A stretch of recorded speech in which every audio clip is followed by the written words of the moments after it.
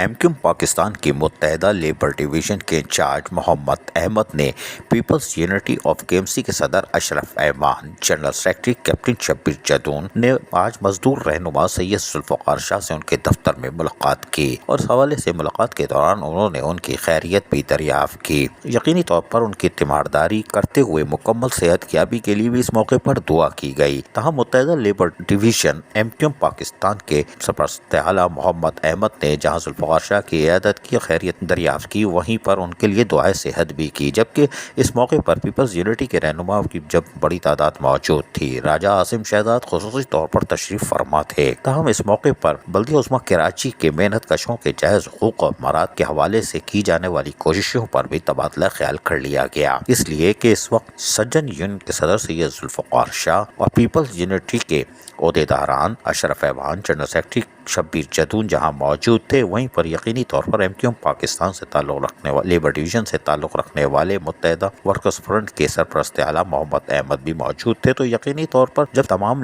مزدور رہنما موجود ہوں تو ان کے باتوں کا مرکز پھر محنت کشوں کے جائز حقوق اور مراد کا تحفظ ہی ہوتا ہے، اور یہی وجہ ہے کہ جہاں انہوں نے ان کی عیادت کی، وہیں پر کھل کر محنت کشوں کے جائز حقوق اور مراد کے لیے جدوجہد کو مزید تیز کرنے کا عہد کیا اور کہا کہ بلدیہ عظمیٰ کراچی کے افسران و ملازمین کے ساتھ ساتھ ریٹائر ملازمین اور خصوصاً 2016 سے اب تک جن ریٹائر ملازمین کے واجبات نہیں ملے ہیں اور بڑھی ہوئی پینشن اور بقایا جات، اس کے حصول کے لیے اب جدوجہد کو مزید تیز کیا جائے گا تاکہ ملازمین اپنے گھروں میں کم سے کم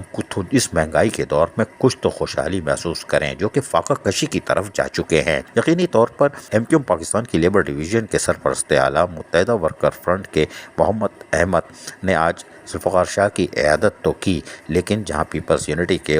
رہنما موجود تھے، وہیں پر بلدیہ عظمیٰ کراچی کے افسران و ملازمین کے بارے میں تبادلہ خیال بھی خوش آئندہ ہے۔ عزیز عارف، KBS بلدیاتی نیوز کراچی۔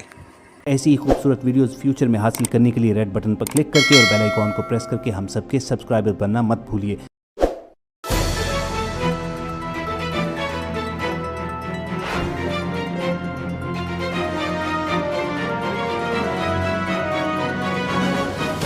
KBS